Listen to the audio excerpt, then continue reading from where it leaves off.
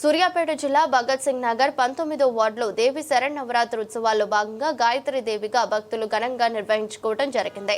కార్యక్రమంలో కమిటీ సభ్యులు మరియు భక్తులు అధిక సంఖ్యలో పాల్గొని నిర్వహించారు.